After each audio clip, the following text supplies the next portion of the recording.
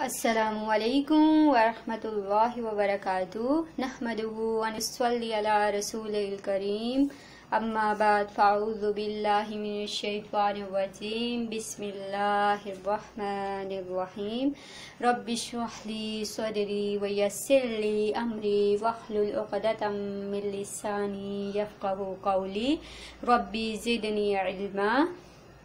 امید کرتی ہوں سب خیریت سے ہوں گے۔ آج ہم نے کرنا ہے سبق نمبر 3 لحن کا بیان۔ شروع کرتے ہیں۔ لحن کسے کہتے ہیں؟ لحن کی اقسام کتنی ہیں؟ لحن لغوی معنی ہے غلطی کرنا۔ اصطلاحی تعریف قرآن مجید کو قواعد تجوید کے خلاف پڑھنا۔ لحن کی اقسام کتنی ہیں؟ لحن کی 2 قسمیں ہیں، لحن جلی، لحن خفی۔ لحن جلی کسے کہتے ہیں؟ لحن جلی لغوی معنی ہے واضح اور بڑی غلطی۔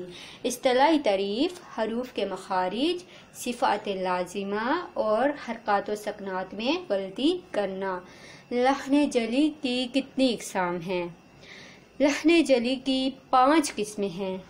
نمبر 1، کسی حرف کو دوسرے حرف سے بدل کر پڑھنا، جیسے علیمن کو علیمن پڑھنا، یعنی عین کو الف میں تبدیل کر دینا۔ نمبر 2، کسی حرف کو اس کی اصل مقدار سے گھٹا کر پڑھنا، جیسے ناسیہ کو نسیہ پڑھنا۔ ناسیہ یا کے آگے الف ہے، اس کو ختم کر کے گھٹا کے کم کر کے ناسیہ یعنی صرف یا تک ختم کر دینا۔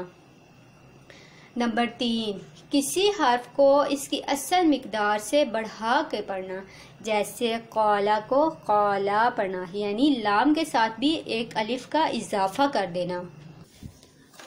نمبر 4، متحرک حرف کو ساکن اور ساکن حرف کو متحرک پڑھنا، جیسے حسدن کو حسدن اور جعلنا کو جعلنا پڑھنا۔